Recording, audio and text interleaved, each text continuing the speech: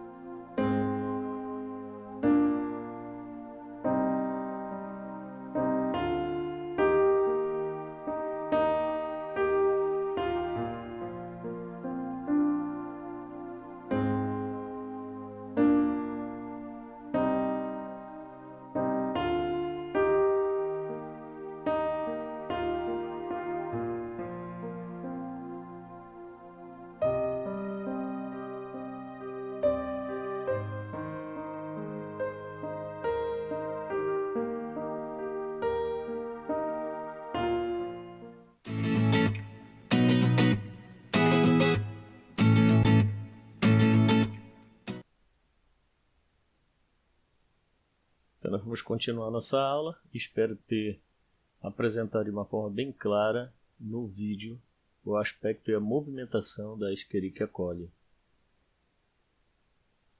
A Escherichia coli é o nome de uma bactéria que habita o intestino de animais endotérmicos, ou seja, animais quentes, cuja presença pode indicar aspectos relativos à qualidade da água de alimentos.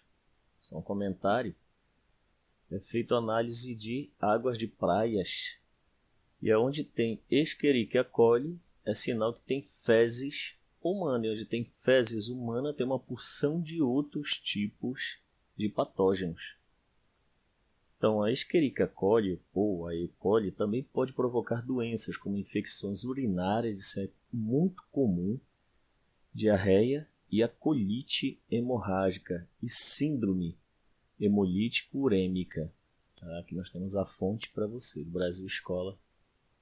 Quero lembrar também que este vídeo ele é um vídeo que foi adaptado. Na verdade, ele é do YouTube, está aqui os créditos do YouTube. Eu fiz uma adaptação, um corte bem grande, para, na verdade, ficar só aquilo que interessava para a gente, que é da Escherichia coli. Fazendo menção. Tratamento de água. Bom, agora a gente vai entrar naquilo que está mais relacionado à questão química. Em uma ETA, uma estação de tratamento de água típica, a água passa pelas seguintes etapas: coagulação, floculação, decantação, filtração, desinfecção, fluoretação e correção de pH. E você vê que são muitas palavras assim que nós temos que tentar entender os seus significados. Então vamos começar. A coagulação, floculação é uma das etapas do tratamento de água, como todas essas aqui. Nesse processo, partículas muito pequenas são desestabilizadas por coagulantes e agregadas para que possam decantar. Inclusive, uma das substâncias que é muito utilizada é o sulfato de alumínio, o óxido de cálcio, hidróxido de cálcio, etc. Essas águas tratadas são encaminhadas para as residências, indústrias e outros estabelecimentos para serem consumidas. Floculação, coagulação. Coloquei até um exemplo de um jar teste em uma outra aula. E na verdade é isso. Elas vão se juntar, tá? Para quando se formar uma união mais densa dessas partículas que estão em suspensão, elas vão pesar e vão decantar, vão para baixo do frasco, no caso de uma estação, para baixo da piscina, no fundo da piscina onde está ocorrendo esse processo. A decantação, que é isso que eu estou falando, é usada para separar misturas do tipo sólido e líquido também, e baseia-se na diferença de densidade e na solubilidade de seus componentes. Na verdade, quando começa a ocorrer a efetivação dessa coagulação, floculação, que é a formação desses flocos, essas partículas vão se unir, elas vão ficar pesadas, elas vão para baixo, no caso desse piscinão, onde é feito o tratamento. E essa parte é pesada, e essa movimentação de cima para baixo chama de decantação. Aqui a fonte é da Sabesp. Filtração. A água é decantada, ela é encaminhada às unidades filtrantes, onde é efetuado um processo de filtração. Um filtro é construído de um meio poroso, granular, normalmente areia, de uma ou mais camadas, instalado sobre um sistema de drenagem capaz de reter e remover as impurezas ainda presentes na água. Aqui a fonte, CAESB, tá? distritofederal.gov.br.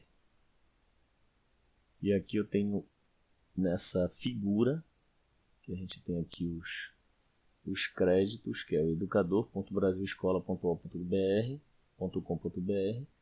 O que nós temos na verdade? Olha aqui. Aqui está ocorrendo a captação da água vinda de uma represa, neste caso, poderia ser de um rio. E aqui eu quero lembrar uma coisa muito interessante, que no caso, principalmente aqui na região norte, a captação é direta dos rios, que são mega-rios na verdade. Então a captação da água, aí chega aqui neste tanque e recebe o que? Sulfato de alumínio, cal e cloro. E essas substâncias, elas vão provocar, no caso, tirando o cloro, o sulfato de alumínio e a cal, ou óxido de cálcio, CaO, sulfato de alumínio é o Al2SO4-3. Muito bem. Aqui nesse tanque vai ocorrer aquele processo que eu falei ainda agora, que eu chamei de quê? Coagulação e floculação. Não é? Aqui ele vai receber, vai passar para cá e vai ocorrer a floculação. Com a coagulação e a floculação, as partículas vão se agregar, vão ficar pesadas e vai sofrer também o processo de decantação, ou seja, vão para o fundo. E aí o que acontece? Aqui nesta região ocorre a filtração. Por sua vez é colocado também o cloro. O cloro tem a ação de matar patógenos, vírus, bactérias, enfim, micro-organismos. E a água então é captada novamente aqui desse tanque de filtração, recebe agora o cloro, mais uma inserção de cloro e de flúor. O flúor, no caso, para combater a cárie, principalmente na questão associada às crianças. Tá? O flúor tem essa função e tem uma quantidade específica de flúor que a gente vai falar também mais adiante. Por sua vez, quando chega aqui, vai para o reservatório, depois vai para um local, outro reservatório de distribuição e por sua vez entra na rede de distribuição, enfim, vai para casas, prédios, etc. Desinfecção. Agora a gente vai falar do cloro. A desinfecção constitui-se na etapa do tratamento da água cuja função básica consiste na inativação dos micro-organismos. Já falei anteriormente, patógenos, realizada por intermédio de agentes físicos e ou químicos. Ainda que nas demais etapas do tratamento haja redução do número de micro-organismos, porque recebe realmente cloro, inclusive a mudança de pH, etc., por inserção de substâncias básicas e sais, a desinfecção é uma operação unitária. Interessante isso aqui, que essa frase, operação unitária, inclusive é o nome de uma disciplina que é estudada no curso de Engenharia Química. Então, é uma operação unitária obrigatória, pois somente ela inativa qualquer tipo existente de patógenos e previne o crescimento microbiológico nas redes de distribuição. Ou seja, imagine uma rede de distribuição, os canos, os dutos, todos contaminados com patógenos. Então, o cloro já vai fazer esse trabalho. Cloro e outras substâncias. A fonte aqui é Funasa. E aqui nós temos aquela figura agora numa situação mais real, que é no caso aqui da Sabesp. Mesma situação, são aquelas piscinas onde ocorre todo esse tratamento, floculação, coagulação, inserção de cloro, decantação. Tipos de desinfetante que são usados. Olha, isso aqui é muito importante. Existe o cloro é o mais usado de todos, ele é mais barato. Dificilmente um governo não tem acesso ao cloro. Tem o ozônio, eu sugiro lá no final desta apresentação um vídeo.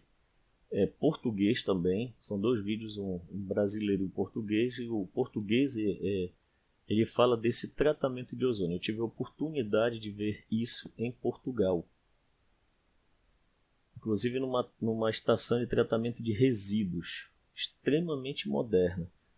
Então, aqui tem o ozônio que é utilizado, inclusive o ozônio ele é utilizado também naqueles ozonizadores, purificadores de água por ozônio, que hoje são até muito comuns. É muito bom isso aqui. Dióxido de cloro, tá? Que é o OCl2, ou ClO2,